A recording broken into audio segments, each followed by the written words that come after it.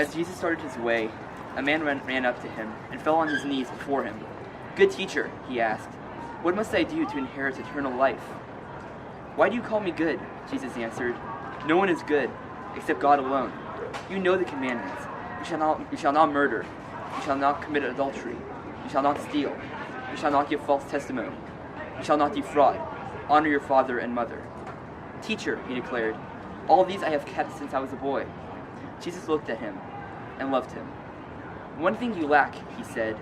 "Go sell everything you have and give to the poor, and you will have treasure in heaven. Then come, follow me."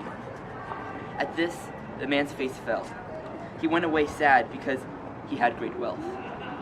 So I'm going to share a quick reflection on this. I've been taught that God manifests in three ways: self, others, and creation. The Ten Commandments do a great job of outlining the things a person must do. They explain what acts are sinful against God. And I could go through each one and justify how each is sinful to either self, others, or creation. However, instead of highlighting what acts are sinful, this passage highlights a brighter side of the Christian tradition, one that is also one of the 5 central pillars of Islam.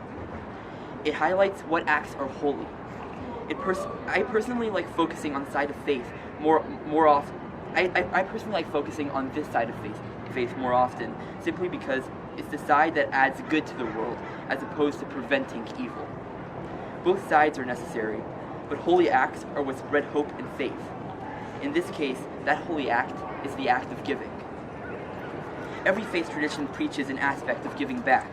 In Islam, the pillar of zakat calls for people to give an obligatory part of their earnings back to society, and additionally suggests that those who are able to do more, do more. In the past 4 years, I've performed zakat in different ways. Before I was old enough to work, I would volunteer during summers with kids at a summer camp that I had been going to since 5th grade. I would work 8-hour days, 4 to 5 days a week for the whole summer. Ever since I turned 16 and started working, I've donated 10% of every paycheck I receive. Last year, the majority of that money went to St. Jude's Children's Hospital. But this year, I wanted to save that money for a cause that I felt needed urgent help.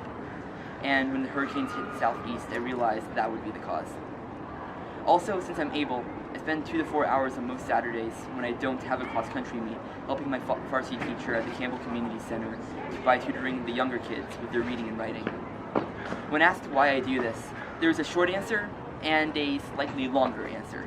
The short one is simply God.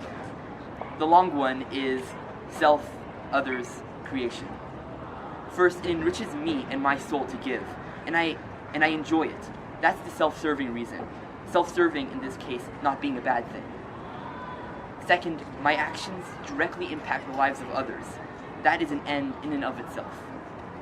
Finally, it's one of the many drops that contribute to God's greatest creation, the endless beautiful sea of humanity.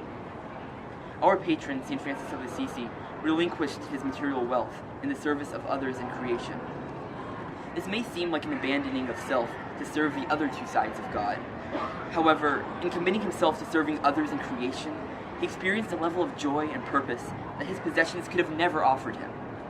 He followed Jesus' teachings, and in doing so, provides another great example for us to enrich our own lives of faith.